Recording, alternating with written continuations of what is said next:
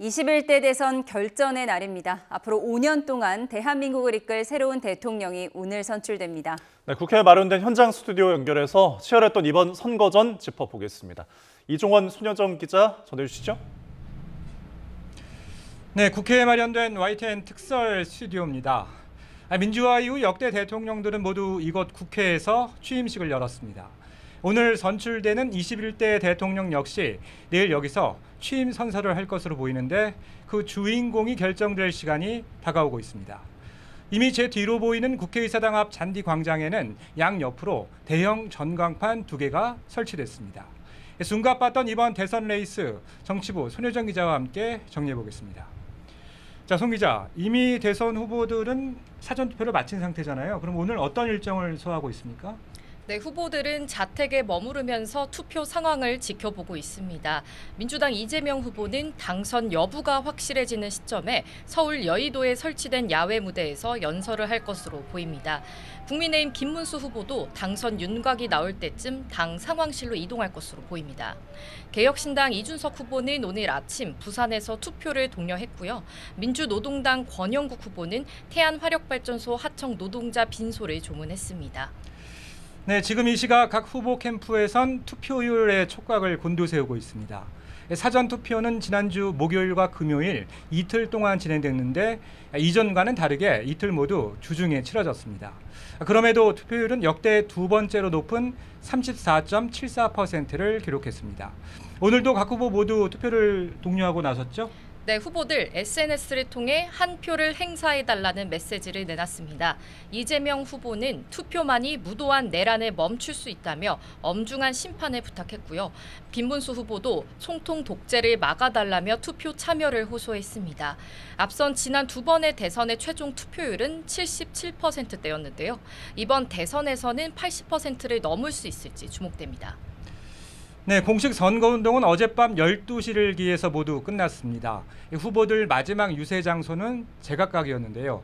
이재명 후보는 국회가 있는 서울 여의도, 김문수 후보는 서울시청 앞 광장, 이준석 후보는 보수의 심장 대구였습니다. 전략적인 판단으로 장소를 선택한 건데 송 기자, 그러면 선거 기간에 후보마다 가장 많이 방문한 곳은 어디입니까? 네, 모든 후보 역시 유권자가 가장 많은 수도권을 가장 많이 찾았습니다. 먼저 이재명 후보 동선을 보면요. 수도권 다음으로 영남권을 자주 들렀습니다. 선거운동 시작 이후 호남보다도 영남을 먼저 찾은 건데 외연 확장에 초점을 맞추는 전략으로 보입니다. 김문수 후보도 수도권에 이어 영남권을 많이 찾았는데요. 그 이유가 좀 다릅니다. 계엄과 탄핵 국면에 국민의힘 후보 단일화 파동까지 실망한 지지층 결집이 더 중요하다고 본 겁니다. 개혁신당 이준석 후보의 경우에는요. 청년층이 많은 서울 도심과 대학가 위주로 일정을 소화했습니다. 2030 세대를 겨냥한 맞춤형 공약과 세대 교체론을 주로 내세웠습니다. 민주노동당 권영국 후보의 경우에는 지역을 가리지 않고 해고 노동자 농성장과 같이 노동 현장을 주로 찾았습니다. 네, 이 선거 구도나 후보별 전략이 투영된 것으로 들리는데 송 기자, 대선 기간 이 유세 현장 취재하느라 고생 많았는데 좀 인상 깊었던 장면들이 있었을 것 같아요. 먼저 이재명 후보부터 짚어볼까요? 네, 먼저 이재명 후보 키워드 저는 재맹이가 남이가라는 경상도 사투리로 꼽아봤습니다.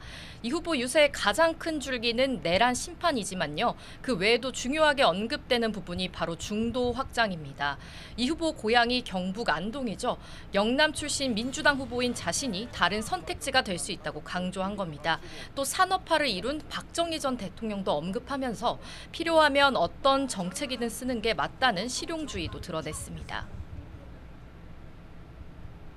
재맹이가 남이가? 라고 한번 해주시겠습니까? 제가 지역주의 하자는 얘기가 아닙니다. 이재명도 한번 써보세요.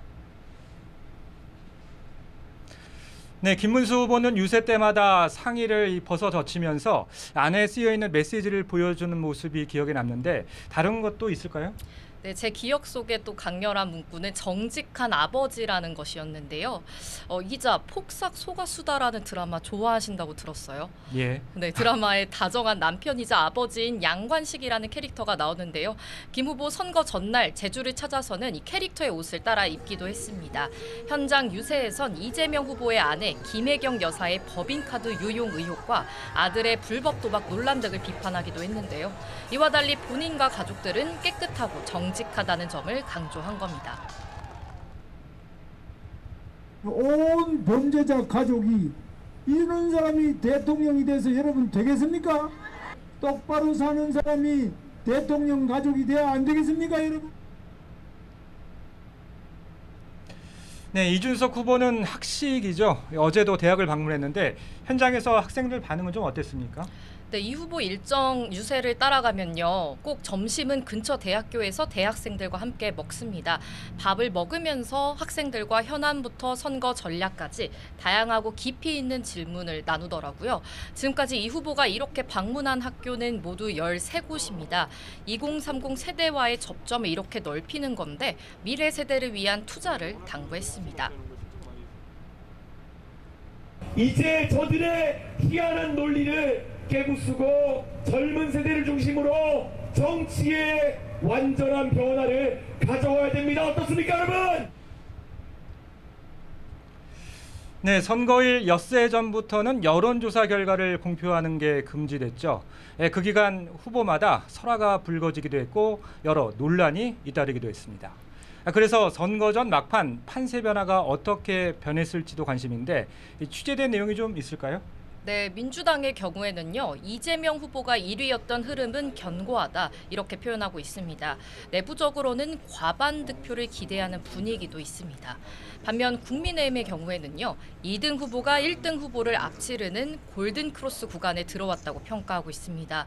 최근 내부 조사 결과도 격차가 오차 범위 안으로 들어왔다고 설명하더라고요. 이준석 후보의 경우에는요. 선거 비용의 절반을 보전받을 수 있는 득표율 10%의 벽을 넘을 수 있을지가 주목됩니다. 네, 이번 대선 1강 1중 1약 구도라는 평가가 많은데요. 이번처럼 대통령 파면으로 치러진 19대 대선은 밤 10시쯤, 반면 초접전 양상으로 치러졌던 지난 20대 대선에선 새벽 2시가 넘어서야 당선자 윤곽이 가려졌습니다. 이번에는 좀 어떻게 예상할 수 있을까요? 네, 이번 대선은 보궐선거죠. 따라서 2시간 늘어난 저녁 8시까지 투표가 진행됩니다. 이번 대선 결과는 개표가 70% 정도 이루어질 때 윤곽이 드러날 예정인데요. 이르면 오늘 자정쯤 결과가 나올 것으로 보입니다. 다만 결과 시점은 투표율이나 득표율 격차에 따라 달라질 전망입니다. 네, 송 기자 투표하셨죠? 네, 사전 투표했습니다. 네, 저도 사전 투표했습니다. 이제 투표 종료까지 4시간가량이 남았습니다. 소중한 한 표 꼭 행사하시기 바랍니다. 21대 대선 레이스 지금까지 국회에서 전해드렸습니다.